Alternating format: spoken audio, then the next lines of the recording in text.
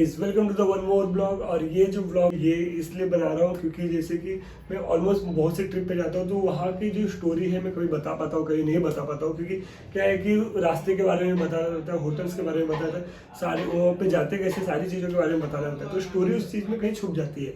तो इसलिए मैं सोचा कि ये जो ट्रिप है मेरा, यहाँ पे जाने से पहले मैं स्टोरी आपको बता दूँ कि जो ज्योतिर्लिंग में जा रहा हूँ मैं, जैसे कि मैंने 4 ज्योतिर्लिंग ऑलमोस्ट क्लियर कर लिए हैं, जा चुका हूँ वहाँ पे, जिसमें से महाकालेश्वर है, भीमाशंकर है, त्र्यंबकेश्वर है और ग्रीनेश्वर ज्योतिर्लिंग है। सो अभी मैं जो ज्योतिर्लिंग जा रहा हूँ ये गुजरात में है, सोमनाथ और नागेश्वर, ये 2 ज्योतिर्लिंग में एक साथ कवर करने वाला हूँ। सो उसके पीछे की सोचा कि आपको स्टोरी बता देता हूँ, जिससे कि कोई भी प्लेस की हमें स्टोरी जब पता रहती है तो वो प्लेस पे हमें घूमने का ज़्यादा ही मजा आता है। तो आपको पता रहेगा, आप जब भी कभी जाएंगे तो आपको भी स्टोरी पता रहेगा कि वो ज्योतिर्लिंग कैसे बने, क्यों प्रकट हुए। तो सबसे पहले आपको बताना चाहूँगा सोमनाथ ज्योतिर्लिंग के बारे में। जैसे कि जो सोमनाथ ज्योतिर्लिंग है ये सबसे पहला ज्योतिर्लिंग माना जाता है, जिसके पीछे की स्टोरी कुछ इस तरीके से है कि जो प्रजापति दक्ष है उनकी 27 बेटियां थी, जिनका जो है कि शादी चंद्रदेव के साथ किया गया था। जब उनकी शादी चंद्रदेव के साथ की गई तो वहाँ से जो है 27 नक्षत्र पड़े, जैसे कि आपको पता ही होंगे उनमें से। लेकिन क्या है कि चंद्रदेव का जो प्यार था सबसे ज़्यादा रोहिणी के लिए ही था। इस वजह से जो बाकी की 26 पत्नियां थी उनकी, वो इस चीज़ से परेशान होकर प्रजापति दक्ष के पास बार बार आती थी और इस चीज़ का कंप्लेन करती थी। और आखिर में जो है कि प्रजापति दक्ष ने भी चंद्रदेव को इस बारे में बहुत बार समझाया कि अपने सभी पत्नियों से सेम व्यवहार करे। लेकिन जो है कि चंद्रदेव का जो प्यार है वो सिर्फ रोहिणी के लिए ही सबसे ज़्यादा था। और बार बार समझाने पे लेकिन चंद्रदेव नहीं समझे, तो आखिर में परेशान होकर प्रजापति दक्ष ने उन्हें श्राप दे दिया कि आपको क्षय रोग हो जाएगा। और इस वजह से क्या हो गया था कि जो चंद्रदेव के सभी काम थे वो रुक गए थे और उन्होंने परेशान होकर ब्रह्मा जी के पास गए।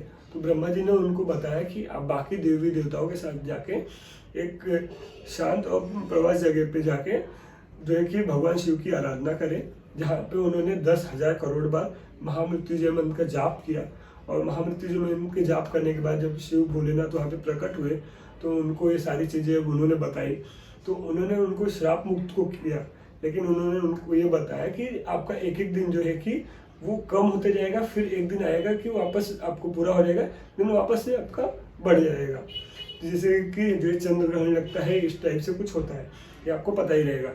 और बाद में जब इस रोग से मुक्त होने के बाद चंद्रदेव ने उनसे विनती की शंकर भोलेनाथ से कि आप लोगों के कल्याण के लिए जो है कि माता पार्वती के साथ में यहीं पे रह जाइए।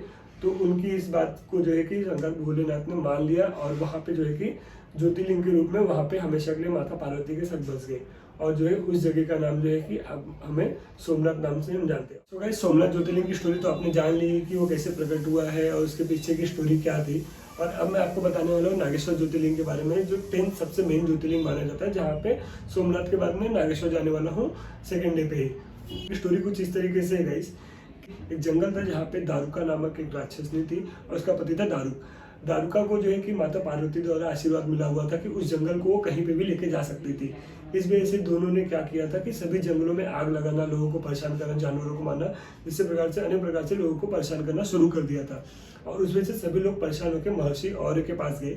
महर्षि और्य ने उन राक्षसों को जो है कि श्राप दिया कि अगर वो पृथ्वी लोक पे आक्रमण करते हैं या जो है कि यज्ञ को जो है कि भंग करने की कोशिश करते हैं तो वो वहीं पे नष्ट हो जाएंगे। और ये बात जो है कि जब देवलोक को पता चला तो देवलोक ने भी वहां से उन पे जो है कि आक्रमण कर दिया और वहां पे हमला बोल दिया।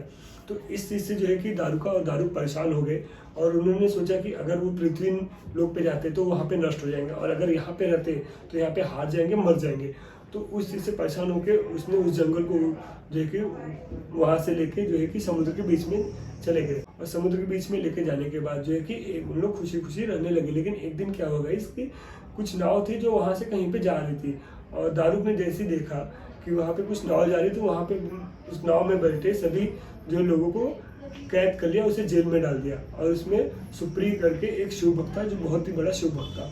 वो कुछ भी हो जाए, कोई भी प्रॉब्लम आ जाए, कोई भी सिचुएशन है, लेकिन शिव भक्ति कभी नहीं छोड़ता था। तो वो कैद होने के बाद भी जो है कि वहाँ पे अपनी शिव भक्ति हमेशा करता था, शिव जी की हमेशा पूजा करता था। और उसने अपने बाकी के जो है कि उनके दोस्त थे, उन सभी लोगों को शिव भक्ति और शिव पूजा करना सिखा दिया था, जिस वजह से सभी लोग शिव पूजा करने लगे। और ये चीज़ जो है कि दारू को पता चला तो वो परेशान हो गया और जो है कि गुस्से में आके उस सुप्रिय को धमकी देने लगा, उसे मारने के लिए आ गया।